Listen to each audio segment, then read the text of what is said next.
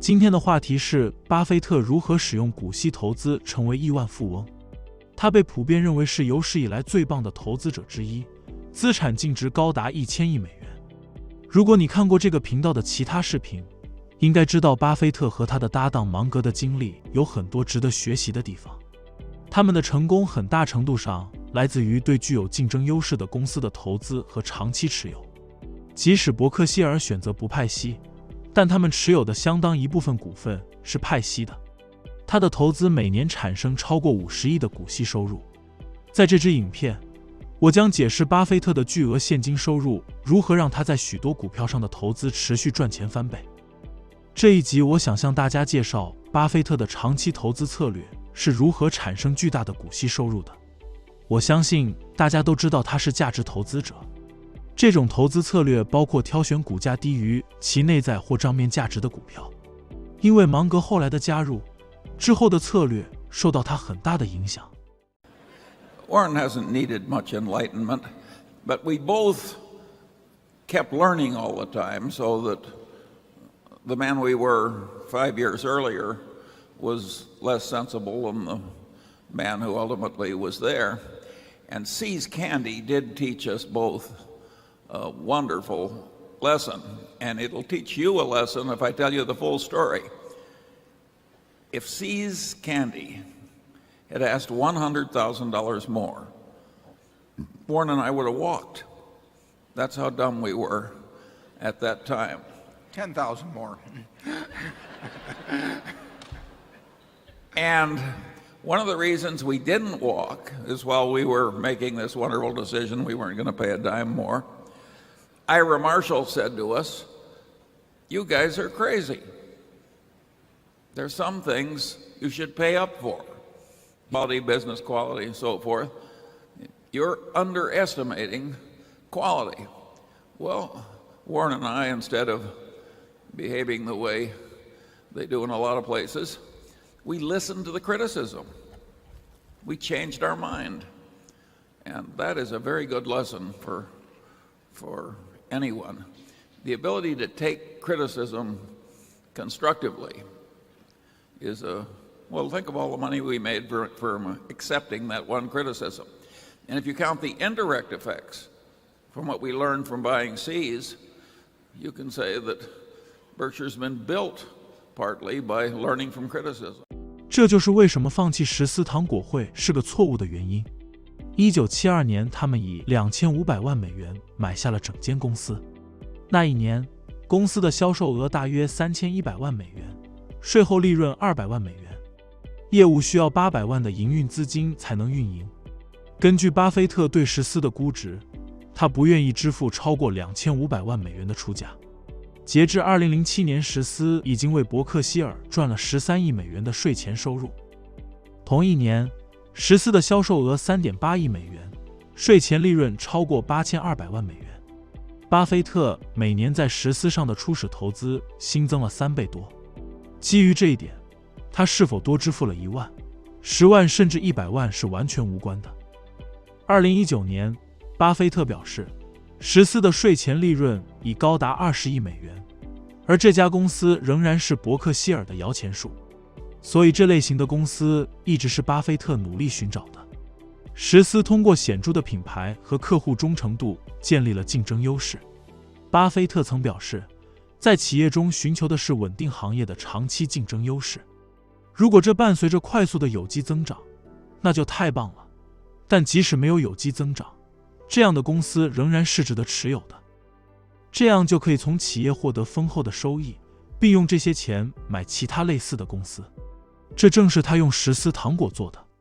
See's Candy has paid everything virtually out to us that they've earned because they do not have the ability within See's Candy to use large sums which they earn intelligently in their business.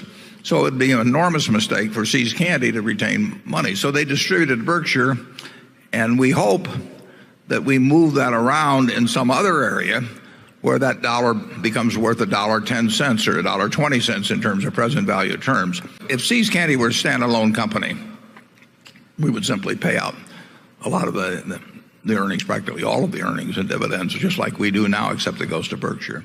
所以即使公司的扩张潜力有限，但能够提供可靠的现金流。这种以合理价格买大企业的心态将渗透到巴菲特未来的所有投资中。他并没有专门针对股息股票，但他持有的大部分股票都会支付股息，这可能来自于他所针对的业务类型。股息股票通常是高利润和拥有成熟的商业模式公司，这与巴菲特的投资偏好很类似。正如我在影片开头提到的，伯克希尔每年的股息收入大约50亿美元，这个数字甚至不包括像石斯这样拥有全部所有权的公司的回报。I've been taught by Ben Graham to buy things on a quantitative basis. Look around for things that are cheap. And that I was taught that, say, in 1949 or 50. It made a big impression on me. So I went around looking for what I call used cigar butts of stocks. And the cigar butt approach to buying stocks is that you walk down the street and you're looking around for cigar butts, and you find this on the street, this terrible looking, soggy, ugly looking cigar, one puff left in it. But you pick it up and you get your one puff. Disgusting, you throw it away, but it's free. I mean, it's cheap. And then you look around for another soggy, one puff cigarette. Well, that's what I did for years. It's a mistake. Although you can make money doing it, but you can't make it with big money. It's so much easier just to buy wonderful businesses. So now I would rather buy a wonderful business at a fair price than a fair business at a wonderful price. But in those days, I was buying cheap stocks. And Berkshire was selling below its working capital per share. You got the plants for nothing. You got the machinery for nothing. You got the inventory and receivables at a discount. It was cheap. So I bought it. And 20 years later, I was still running a lousy business. And that money did not compound. You really want to be in a wonderful business because the time is the friend of the wonderful business. You keep compounding, it keeps doing more business, and you keep making more money. 2016年，巴菲特大量投资于苹果，伯克希尔现时拥有该公司5%以上的股份，现在已经看到了可观的投资回报，这可能将是他的下一个可口可乐。今年他将获得8亿美元的股息，这是他所持股份中最多的一笔。现实成本收益率约为 2%。 苹果公司是现时全球最有价值的品牌，拥有很大的客户忠诚度，还有9年的股息增长和 10% 的5年复合年增长率。巴菲特将通过类似可口可乐的股息，每2年将其初始投资翻一番。需要提到表现最好的股票之一是自1988年以来他所拥有的可口可乐公司，今年将支付超过 6.5 亿美元的股息收入，初始成本大约每股3美元。巴菲特现在以 50% 的成本股息收益率而自豪，这意味着仅通过分红，他每2年的初始投资就将新增1倍以上。可口可乐59年来一直在不断增加股息，似乎没有迹象表明他们会停止这样做。这是投资一家具有强大竞争优势并持有长期股权的公司的经典案例。如果你想学习股息投资，可以看这支影片。美国运通是巴菲特持有的另一家公司，每年支付 2.6 亿美元的股息收入，初始成本大约每股8美元。伯克希尔的成本股息率大约 20%， 这意味着每5年，仅通过股息，他们的初始投资就将翻一番。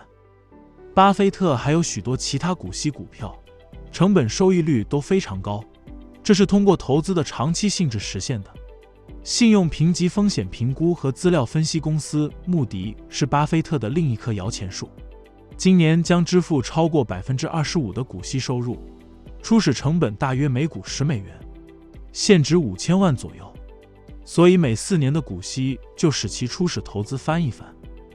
穆迪现时的股价在390美元左右，如果你现在买，股息收益率只有 0.6， 所以它的投资就是一个很好的范例，说明了长期投资可以在成本上获得巨大的净收益。